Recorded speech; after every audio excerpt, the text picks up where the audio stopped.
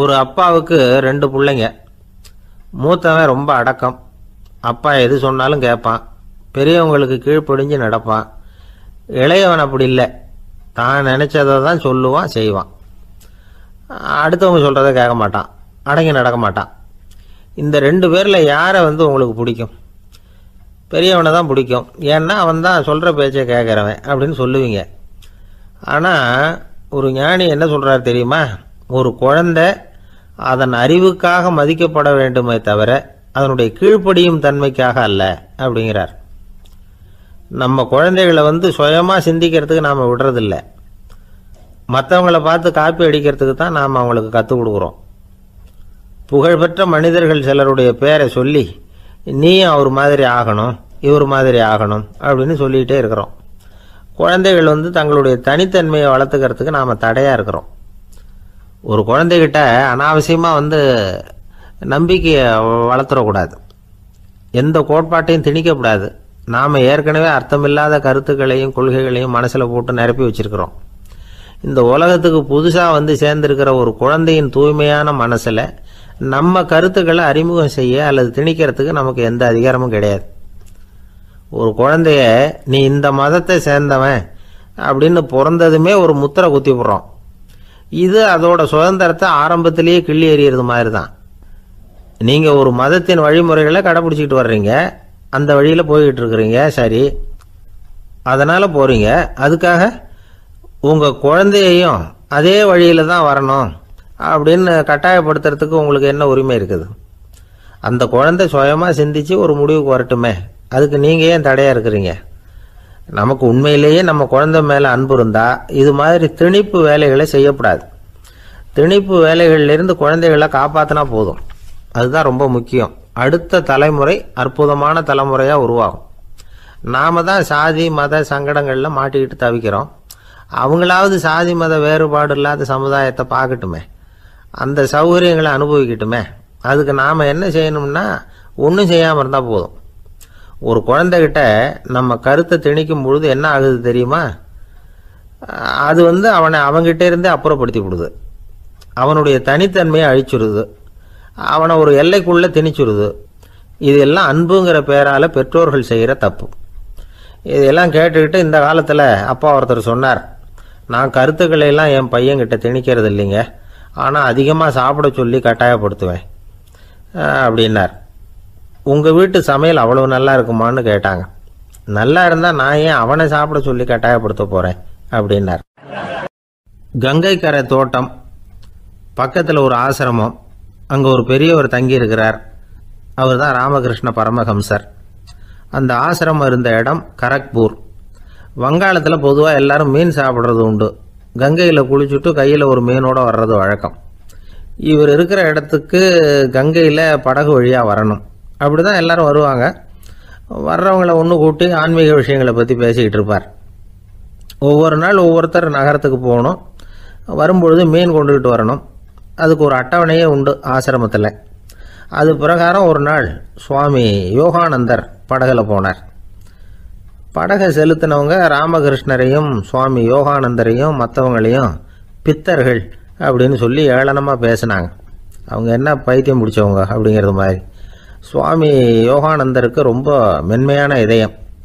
இவங்க இப்படி கண்ணாபின்னான்னு பேசுகிறத பார்த்தா மீனை வாங்கிட்டு திரும்புகிறப்போ என்ன நடக்குமோ அப்படிங்கிற பயம் வேறு வந்துட்டுது அவருக்கு. அவ்வளவு மென்மையானவர். இதை தெரிஞ்சுக்கிட்ட ராமகிருஷ்ணர், யோகானந்தா இங்கே வா அப்படின்னு கூப்பிட்டார். இவர் கண்ணீரை தொடச்சிக்கிட்டே கிட்ட போனார். சொன்னார், ஐயா, படகு ஓட்டுறவங்க உங்களை பற்றி மோசமாக பேசுகிறாங்க. என்ன திட்டினா பரவாயில்ல, ஆனால் உங்களை அவங்க திட்டுறாங்க, அதை என்னால் தாங்கிக்க முடியல அப்படின்னார். இதை கேட்டதும் ராமகிருஷ்ணருக்கு கோபம் வந்துட்டு தான். என்னது, உன்னுடைய குருவை பற்றி அவங்க மோசமாக பேசும்பொழுது நீ சும்மா இருந்தியா? வெளியில் போ அப்படின்னு விட்டார். குரு நிந்தனை செய்கிறப்போ அதை கேட்டுக்கிட்டு சும்மா இருக்கலாமா? குரு நிந்தனையை கேட்டால் பாவம் இல்லையா? என்னை தூற்றும் போது அவங்க பாவம் செய்கிறாங்க. அதை கேட்டுக்கிட்டு நீ சும்மா இருந்தால் நீயும் பாவம் செய்கிற அப்படின்னாராம். அடுத்த நாள் சுவாமி நிரஞ்சனானந்தர் போக வேண்டிய நாள்.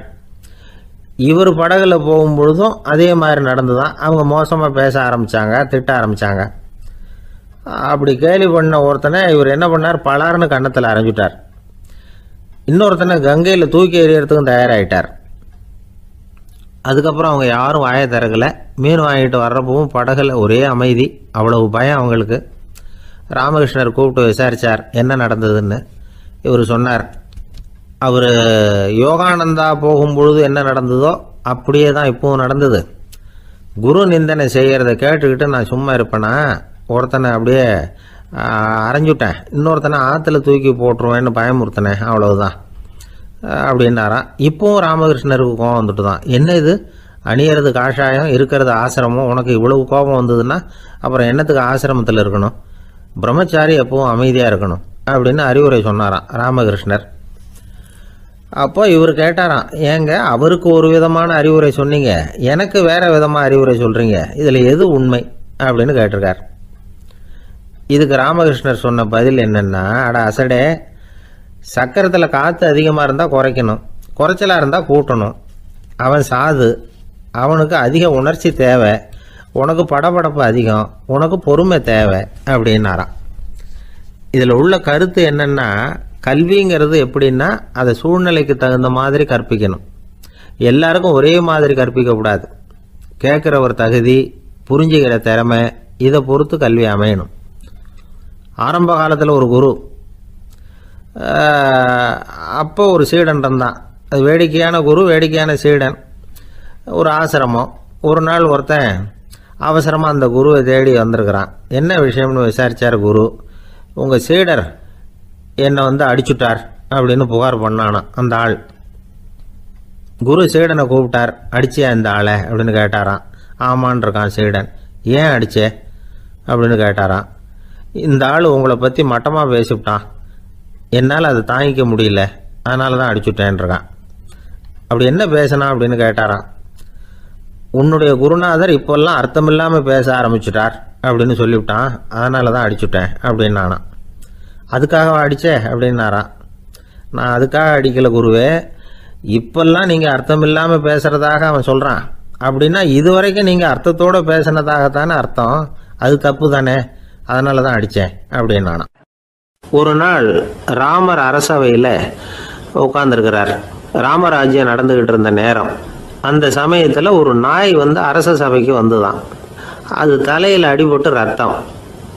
அந்த கோலத்தில் அது அங்கே வந்தது. எல்லாரும் ஆச்சரியமாக அதை பார்த்தாங்க. ராமரும் அந்த நாயை பார்த்தார். நீங்கள் வந்த காரியம் என்ன, என்ன நடந்தது, எதுவாக இருந்தாலும் பயப்படாமல் சொல்லு அப்படின்னார். உடனே அந்த நாய் மெதுவாக சொல்ல ஆரம்பிச்சுதான். ஐயா, நான் தெருவில் போய்கிட்டு இருந்தேன். வழியில் ஒருத்தர் வந்தார். அவர் வேத சாஸ்திரம்லாம் படித்த பெரியவர். அவர் எந்த காரணமும் இல்லாமல் அவர் கையில் வச்சுருந்த குச்சியால் என் தலையில் அடிச்சுட்டார். அதுதான் தலையில் ரத்தம்.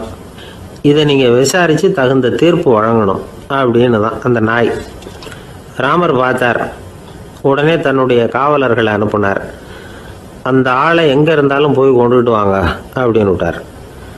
காவலர்கள் போனாங்க. அந்த ஆளை பிடிச்சி கொண்டு வந்துட்டாங்க. அரண்மனைக்கு வா அப்படின்னு சொல்லி கூப்பிட்டுட்டு வந்துட்டாங்க. என்ன நடந்ததுன்னு விசாரித்தார் ராமர். அதுக்கு அந்த ஆள் சொன்னார், நான் வீதி வழியாக வந்துக்கிட்டு இருந்தேன். குறுக்க இந்த நாய் வந்தது. நான் அவசரமாக போய்கிட்டு இருந்தேன். இது எனக்கு வழி விடாமல் குறுக்க பூந்து இடைஞ்சல் பண்ணிச்சு. எனக்கு கோபம் வந்துட்டுது, அதனால் அடிச்சுட்டேன். வேத சாஸ்திரம் படித்த நான் என் வசம் இழந்து கோபப்பட்டது பெரிய தப்பு தான், அதை நான் ஒத்துக்கிறேன். குற்றத்தை ஒப்புக்கொள்கிறேன். எனக்கு என்ன தண்டனை கொடுக்கணுமோ அதை கொடுங்க, ஏற்றுக்கிறேன் அப்படின்னு விட்டார்.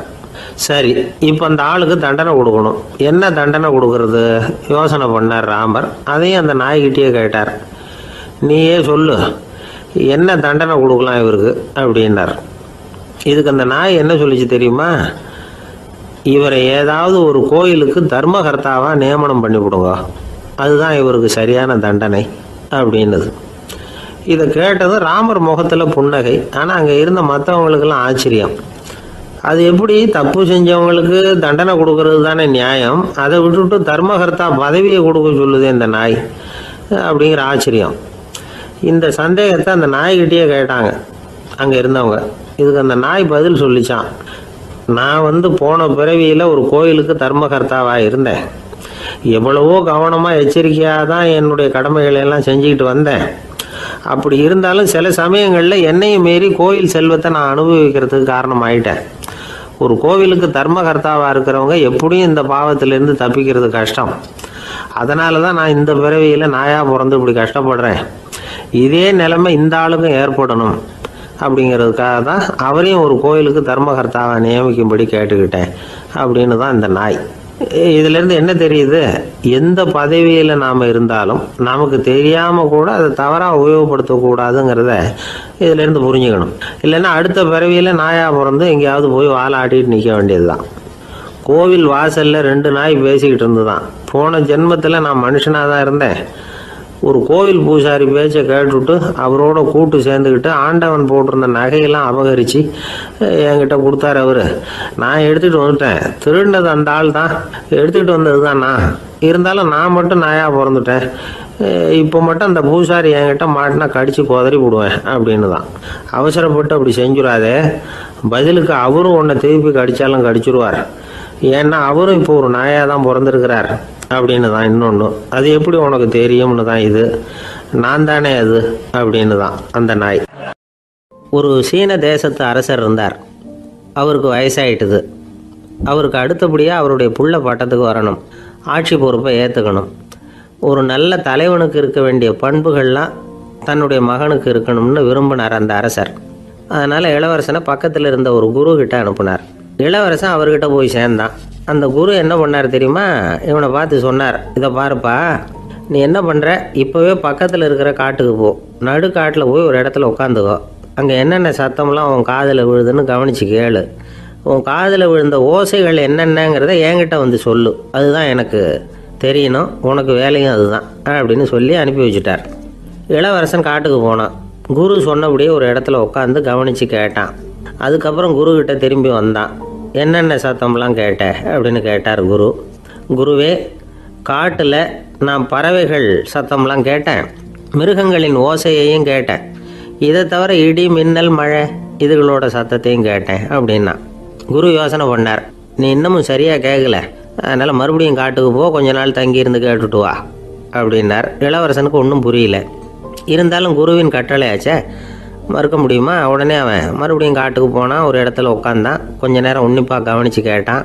சில நாள் கழித்து குருக்கிட்ட திரும்பி வந்தான். குருவே, இந்த தடவை சில துல்லியமான சத்தங்களை எல்லாம் கேட்டான்.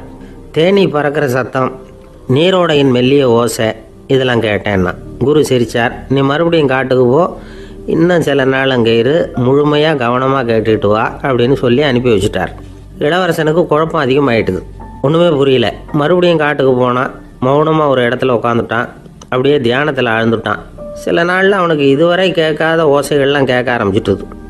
இதைத்தான் நான் கேட்கணும்னு என்னுடைய குரு எதிர்பார்த்துருக்கிறாருங்கிறத புரிஞ்சுக்கிட்டான். உடனே குருக்கிட்ட ஓடனான். குருவே, இந்த தடவை காதுகளுக்கு கேட்க முடியாத சில ஓசைகளை கூட என்னால் உணர முடிஞ்சுது. பூ மலருகிற ஓசை, சூரியனால் பூமி சூடாகிறப்போ எழுகிற ஓசை, காலை பனித்துளி இந்த புல்லுலாம் குடிக்கிற ஓசை, இது எல்லாம் என்னால் நல்லா கேட்க முடிஞ்சுது அப்படின்னா. குருவுக்கு இப்போ தான் திருப்தி ஏற்பட்டு தான். இளவரசனை பார்த்து சொன்னார், இதை பாருப்பா, இப்போ தான் நாட்டை ஆளுகிற தகுதி உனக்கு வந்திருக்குது அப்படின்னு சொல்லி அதுக்கு விளக்கமும் கொடுத்தாராம். எந்த அரசன் தன்னுடைய மக்களின் இதயம் பேசுகிற மௌன மொழியை, மௌன வார்த்தைகளை கேட்குறானோ அவன்தான் ஆள தகுதி உள்ளவன். எந்த அரசன் தன்னுடைய மக்களின் உணர்ச்சிகளை உண்மையாக உணர்றானோ அவன்தான் முதன்மையான அரசன். போலி வார்த்தைகளை மட்டும் கேட்டுட்டு பல மௌன ராகங்களை காதில் வாங்கிக்காதவன் அரசனே இல்லை. எந்த நாட்டில் எப்போ ஒரு அரசன் தன்னுடைய மக்களின் உணர்ச்சிகளை கேட்க மறுக்கிறானோ அன்னையிலேருந்தே அந்த நாடு அழிய தொடங்குது அப்படின்னு அர்த்தம். இதுதான் அந்த குரு இளவரசனுக்கு போதிச்சது. வாயால் பேசுகிறத மட்டும் கேட்டு ஏமாறக்கூடாது, உணர்ச்சிகளையும் கேட்கறதுல தான் மனப்பக்குவம் உண்டாகும். மக்கள் உணர்ச்சிகளை புரிந்து கொள்ளாத அரசர்கள் நீடிச்சிருக்க முடியாது. அது மாதிரி நாடுகளில் அடிக்கடி குழப்பம் தான் உண்டாகும். அப்படி இருந்தால் அடிக்கடி ஆட்சி மாறிக்கிட்டு இருக்கும். அப்படிப்பட்ட ஒரு தேசம், அங்கே ஒரு சிறைச்சாலையில் 3 கைதிகள் பேசிக்கிட்டு இருந்தாங்க. ஒருத்தன் சொன்னான், நான் இந்த நாட்டு ராஜாவை எதிர்த்து பேசிக்கிட்டு இருந்தேன், அதனால் என்னை பிடிச்சி கொண்டாந்து இங்கே போட்டுட்டாங்க அப்படின்னா ஒருத்தன். இன்னொருத்தன் சொன்னான், நான் இந்த நாட்டு ராஜாவை ஆதரித்து பேசிக்கிட்டு இருந்தேன், அதனால் என்னை பிடிச்சி கொண்டாந்து இங்கே தள்ளிவிட்டாங்க அப்படின்னா. அது சரி, நீ என்ன தப்பு பண்ண அப்படின்னு சொல்லி 3வது ஆளை பார்த்து இவங்க கேட்டாங்க. அதுக்கு அந்த ஆள் சொல்கிறான், நான் தான் இந்த நாட்டு ராஜா அப்படின்னானா. இந்த உலகத்தில் எவ்வளவோ உயிரினங்கள் இருக்குது. ஒவ்வொன்றும் ஒவ்வொரு விதமாக சண்டை போடுது. இப்போ 2 மாடு சண்டை போட்டுக்குதுன்னு வச்சுங்க, என்ன பண்ணும்? 2 முட்டிக்கும். அதுக்கு சண்டை போடுறதுக்கு ஆயுதமாக உபயோகப்படுறது அதோட கொம்பு. 2 சேவல் சண்டை போட்டுக்குதுன்னு வச்சுங்க, அதுக்கு ஆயுதமாக உபயோகப்படுறது அதோட கால் நகம். காலால் தான் அது ஒன்றோட ஒன்று சண்டை போட்டுக்கும். ஆனால் 2 மனுஷன் சண்டை போட்டுக்கிறான்னு வச்சுங்க, இவன் இன்னதை தான் ஆயுதமாக உபயோகப்படுத்துவான்னு குறிப்பிட்டு சொல்ல முடியாது. கல்லை எடுப்பான், கத்தி எடுப்பான், துப்பாக்கி எடுப்பான், என்ன வேணாலும் பண்ணுவான். வாயால் திட்டுவான், கையால் அடிப்பான், காலால் உதைப்பான், சகலகலா வல்லவன். விலங்குகள்லாம் பொதுவாக வாயை சாப்பிட்றதுக்கு மட்டும்தான் உபயோகப்படுத்துது. ஆனால் இவனுக்கு சாப்பிட்றதுக்கும் அதுதான், சாப்பிட்டு விட்டு திட்டுறதுக்கும் அதுதான். ஆனால் ஒரு விஷயத்தில் மட்டும் கெட்டிக்கிறேன். அதாவது நாம் சண்டை போட்டுக்கிட்டாலும் பரவாயில்லை, கோழிகள் சண்டை போடாமல் இருக்கணும் அப்படின்னு ஆசைப்படுறான். எதுக்காக? கோழிகள் சண்டை போடாமல் இருந்தால் நிறைய முட்டைகள் போடுமா, அதுக்காக தான் இந்த அக்கறை. கோழி பண்ணை வச்சிருக்கிறவங்களுக்கு இது ஒரு பெரிய பிரச்சனை. அதாவது பண்ணையில் இருக்கிற கோழிகளுக்குள்ளே அடிக்கடி சண்டை வந்துடும். அதனால் முட்டை உற்பத்தி குறைஞ்சிரும். சரி, இதுக்கு என்ன பண்ணுறது? பண்ணையில் போய் உட்காந்துக்கிட்டு தினமும் பஞ்சாயத்து பேசிகிட்டு இருக்க முடியுமா? அமெரிக்காவில் கோழி பண்ணை வச்சிருக்கிற ஒருத்தர் இதை பற்றி யோசனை பண்ணி பார்த்தாராம். ஒரு வழியையும் கண்டுபிடிச்சிருக்கார். கோழிக்கெல்லாம் மூக்கு கண்ணாடி மாட்டி விட்டுட்டோம்னா அது சண்டை போடுற குணம் குறைஞ்சிரும், முட்டை அதிகமாகிடும்.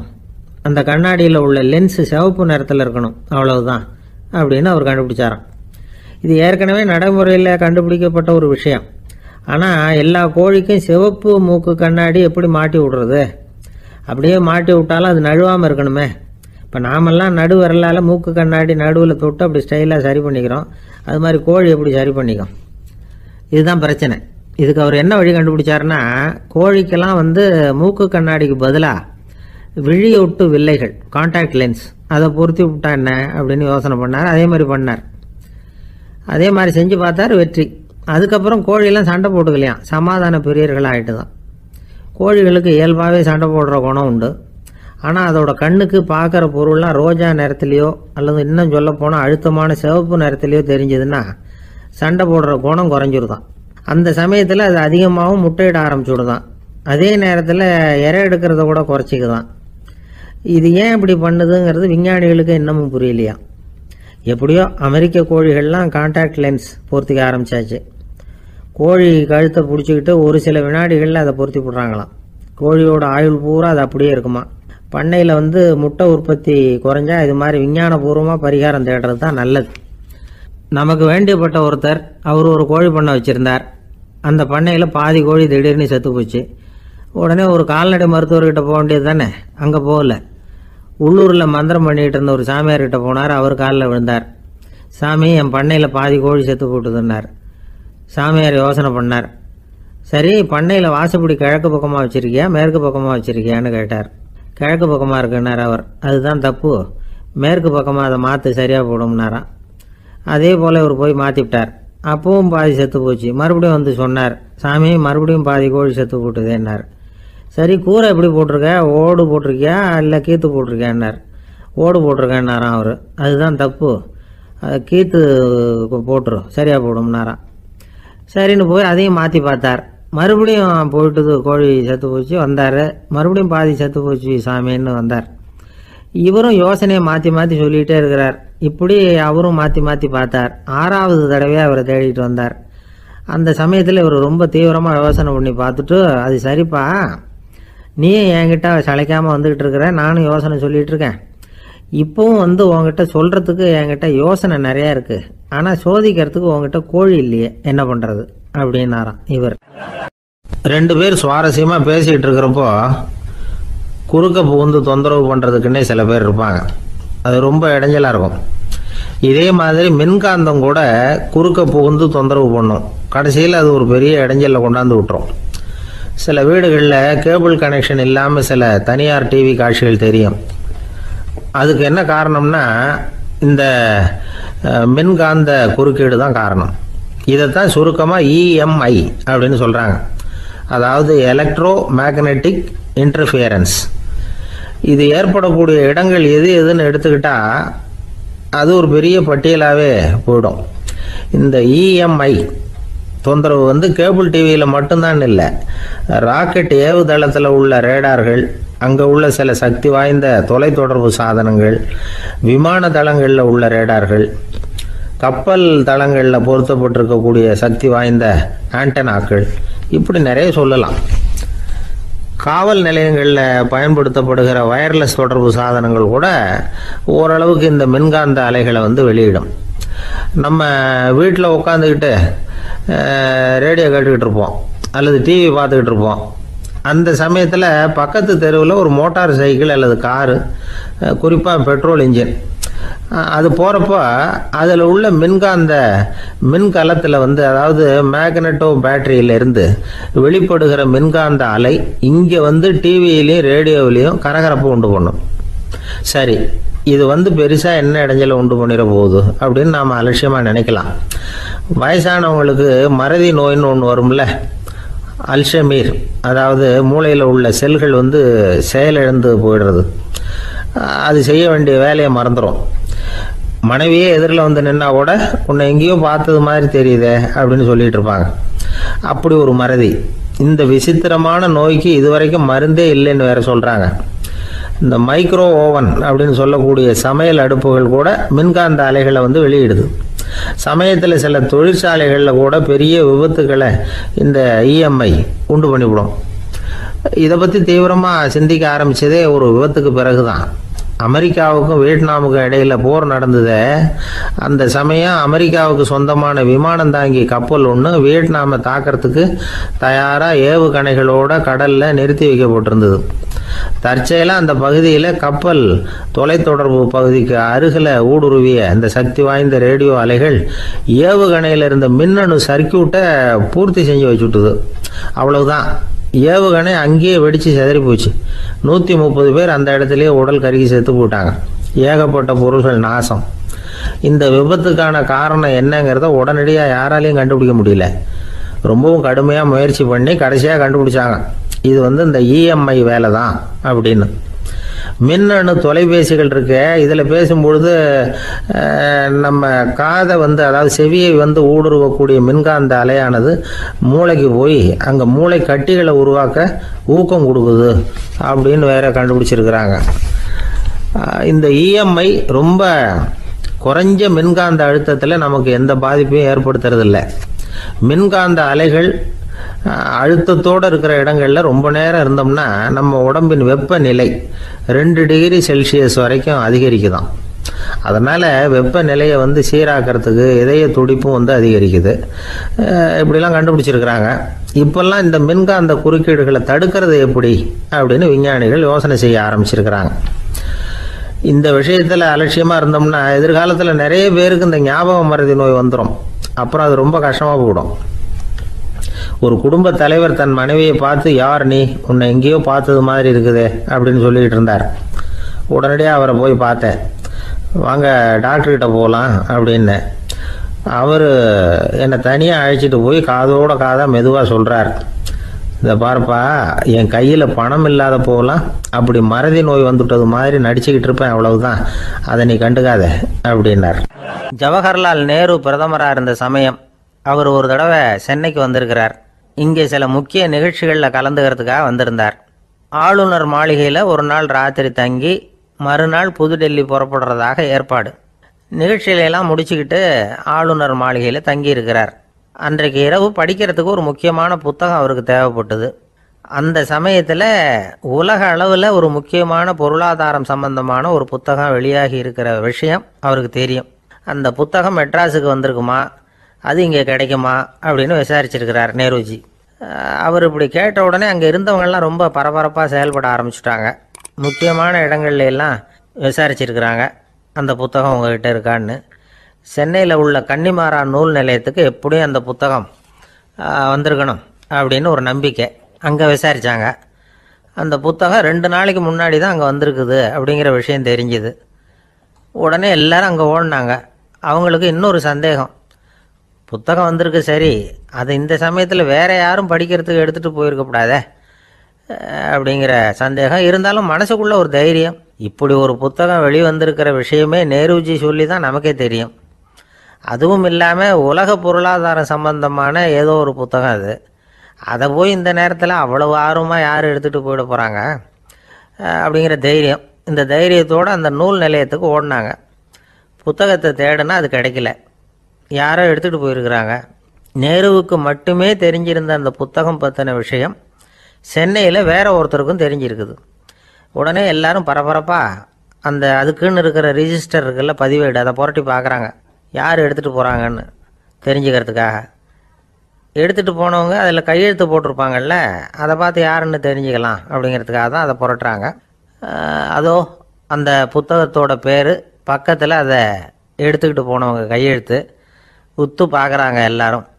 அதில் போட்டிருக்குது பேர் CN அண்ணாதுரை அப்படின்னு எழுதியிருந்தது. அவர் தான் பேரறிஞர் அண்ணா. நேரு படிக்க விரும்பின ஒரு புத்தகத்தை அதே நேரம் படிக்க விரும்பின இன்னொரு தலைவர் இவர். படிக்கிறதுல அவருக்கு இருந்த ஆர்வத்தை நாம் தெரிஞ்சுக்கணும்னா அதுக்கு எவ்வளவோ சம்பவங்கள் இருக்குது. கடைசி காலத்தில் அவர் அடையாறு மருத்துவமனையில் படுத்திருக்கிறார். அவருக்கு ஒரு முக்கியமான அறுவை சிகிச்சை செய்ய வேண்டியிருக்குது அவசரமாக. அமெரிக்காவிலேருந்து டாக்டர் மில்லர் வந்திருக்கிறார். அவர்கிட்ட கேட்குறார், டாக்டர் நாளைக்கே அறுவை சிகிச்சை செய்ய போகிறீங்களா அப்படின்னு. ஆமாங்கிறார் டாக்டர் மில்லர். நாளைக்கு மறுநாள் செஞ்சுக்கிறேனே அப்படின்னாரான் அண்ணா. ஏன் ஏதாவது நாள் பார்க்குறீங்களான்னு கேட்டிருக்கார். இல்லை, ஒரு புத்தகத்தை படிச்சுக்கிட்டு இருக்கிறேன், அதை நாளைக்குள்ளே முடிச்சிருவேன், அதுக்கப்புறம் நான் இறந்தாலும் கவலை இல்லை அப்படின்னாரான் இவர். அவர் தான் அறிஞர் அண்ணா. சங்ககால நூல்கள்லேருந்து சமீபத்தில் வந்த நூல்கள் வரைக்கும் எல்லாம் அவர் படிச்சிருக்கிறார். ஒரு திருமண விழாவில் அவர் பேசும்பொழுது சொன்ன விஷயம் இது. சங்க காலத்தில் காதலியை மணக்க விரும்புகிறவனுக்கு அவனுடைய தந்தை வீர சோதனைகள்லாம் வைப்பார். போய் புலிப்பல் கொண்டுக்கிட்டு வா, அப்போ தான் என் பொண்ணை கொடுப்பேன் அப்படின்னு சொல்லுவார். காதலன் உடனே காட்டுக்கு போவான், ஒரு புலியை கொன்று அதனுடைய பல்லை கொண்டுக்கிட்டு வருவான். அதை வீர பதக்கத்தில் பதிச்சு அவனுக்கு மாமனார் சூட்டுவார் கல்யாண சமயத்தில். இப்போலாம் காதலன் கிட்ட அப்படி சொல்ல முடியாது. இப்போலாம் காதலன் கிட்ட காட்டுக்கு போய் புலிப்பல் கொண்டுக்கிட்டு வான்னு யாராவது சொன்னால் புலி தான் மாப்பிள்ளையாக வந்து சேரும் அப்படின்னார். லோகமானிய பாலகங்காதர திலகர் இருந்தார்ல, அவருக்கு 15 வயசுலேயே கல்யாணம் நடந்துதான். மனைவி பேர் தபிபாய். ரொம்ப பெரிய குடும்பத்து பொண்ணு, நல்ல குணம். அவங்க குடும்பம் நடத்திக்கிட்டு இருக்கிறாங்க. அந்த காலத்தில் திருடர்கள் பயம் அதிகம். இந்த காலத்தில் மட்டும் என்னன்னு கேட்குறீங்களா? நீங்கள் கேட்குறது நியாயம்தான். இருந்தாலும் இந்த காலத்து திருடனுக்கும் அந்த காலத்து திருடனுக்கும் ஒரு முக்கியமான வித்தியாசம் உண்டு. அதாவது அந்த காலத்து திருடன்லாம் நியாயம் அநியாயம் பார்க்குறது உண்டு, இந்த காலத்தில் அப்படி பார்க்குறது இல்லை. அந்த காலத்தில் திருட வர்றவங்கள்ட்ட கூட ஒரு தார்மீக உணர்வு உண்டாம். அதாவது அப்போ உள்ள கொள்ளைக்காரங்க எதை களவாடினாலும் சரி, அரிசியை மட்டும் களவாடுறது இல்லையா, அப்படி ஒரு கொள்கை. அதனால் பாருங்கள், அந்த காலத்து பெண்கள் நகை நட்டுகளை பத்திரமா வைக்கணும்னா பெட்டியில் வைக்கிறது இல்லை, அரிசி பானையில் போட்டு வச்சு விடுறது. இப்போல்லாம் பேங்க்கில் சேஃப்டி லாக்கர்னு இருக்குல்ல, அது மாதிரி அந்த காலத்தில் சேஃப்டி லாக்கருங்கிறது அரிசி பானை. இந்த வளையல், மூக்குத்தி, தோடு இப்படி எதுவாக இருந்தாலும் அதில் போட்டு பத்திரமா வச்சுருவாங்க. திருடன் அரிசி பானை பக்கம் போகிறதில்ல. ஏன்னா சாப்பிட்ற விஷயத்தில் கை வைக்கக்கூடாது, அது பாவம் அப்படின்னு அவன் நினைக்கிறான். திலகரோட மனைவி தபிபாயும் அதே மாதிரி தன்னுடைய ஆபரணங்களை ஒரு அரிசி பானைக்குள்ளே போட்டு மூடி வச்சுருந்தாங்களாம். இப்படி இருந்தப்போ ஒரு நாள் ஒரு பிச்சைக்கார பொண்ணு வீடு வீடாக பிச்சை கேட்டுக்கிட்டே வந்திருக்குது. திலகர் வீட்டுக்கும் தர்மம் போடுங்க தாயே அப்படின்னு தான் அந்த பொண்ணு. அந்த அம்மா தபிபாய் காதில் இது விழுந்திருக்கு. உடனே கை நிறைய அரிசி அள்ளிக்கிட்டு போட்டிருக்கு. பாத்திரத்தில் அரிசியை போட்டதுக்கு அப்புறம் தான் தெரியுது பளிச்சுன்னு கண்ணில் படுது. அதாவது அந்த அம்மாவோட வைர மூக்குத்தி ஒன்று அரிசியோடு சேர்ந்து அந்த பிச்சைக்கார பொண்ணு பாத்திரத்தில் போய் விழுந்துட்டுது. இந்த அம்மாவுக்கு மனசுக்குள்ளே குழப்பம், என்ன இப்படி ஆகிட்டுதே, மூக்குத்தி போயிட்டுதே, பிச்சை பாத்திரத்திலேருந்து அதை எப்படி எடுக்கிறது அப்படின்னு தயக்கம். வாயை திறந்து அதை கேட்கறதுக்கும் கூச்சம். திண்ணையில் உட்காந்துருந்த திலகர் இவ்வளவையும் பார்த்துக்கிட்டு இருக்கிறார். மனைவியின் மனசுக்குள்ளே நடக்கிற மௌன போராட்டத்தை அவர் நல்லா புரிஞ்சுக்கிட்டாராம். மனைவியை பார்த்து சொன்னாராம், தபிபாய், இது தெய்வ சம்மதம், அவளுக்கு சேர வேண்டிய மூக்குத்தி அவகிட்ட போயிட்டுது, பிச்சை பாத்திரத்தில் விழுந்த மூக்குத்தியை எடுக்க வேணாம் அப்படின்னாராம். சரின்னு சொல்லிவிட்டு மேற்கொண்டு எதுவும் சொல்லாமல் அந்த அம்மா வீட்டுக்குள்ளே போயிட்டாங்களாம். இந்த காலத்துலலாம் அது மாதிரி நடக்குமா? வெறும் அரிசியை போட்டுட்டு விவகாரம் பண்ணிகிட்டு இருக்க மாட்டோமா? ஒரு பெரிய மனுஷன் வீட்டுக்கு ஒரு பிச்சைக்காரன் வந்தான். ஐயா, நாங்கள் பிச்சைக்காரங்கள்லாம் சேர்ந்து ஒரு சங்கம் வச்சுருக்குறோம், அதுக்கு நிதி சேர்க்குறோம், அதுக்கு ஒரு 100 ரூபா கொடுத்தீங்கன்னா எங்களுக்கு பெரிய உதவியாக இருக்கும் அப்படின்னானா. அதெல்லாம் ஒன்றும் கொடுக்க முடியாது போ அப்படின்னாராம் அவர். அப்படின்னா ஒரு 50 ரூபாயாவது கொடுங்களேன் அப்படின்ட்டுருக்கான். அதுவும் முடியாதுன்னு சொல்லிவிட்டார். 25 ரூபா அப்படின்ட்டுருக்கான். எதுவும் முடியாது அப்படின்னாராம். சரிங்க, இவ்வளவு பெரிய வீட்டுக்கு வந்துட்டு வெறுங்கையோடு திரும்புறது நல்லா இருக்காது, அதனால் சும்மா ஒரு 1 ரூபா மட்டுமாவது கொடுங்க அப்படின்ட்டுருக்கான் அவன். ஒரு பைசா கூட என்கிட்ட கிடையாது அப்படின்னு விட்டாரான் இவர். அப்படின்னா நீங்கள் ஒரு காரியம் பண்ணுங்களேன் அப்படின்னானா அவன். என்ன செய்யணும் அப்படின்ட்டுருக்கார். எங்கள் சங்கத்தில் நீங்களும் ஒரு மெம்பராக சேர்ந்துருங்க அப்படின்னானா.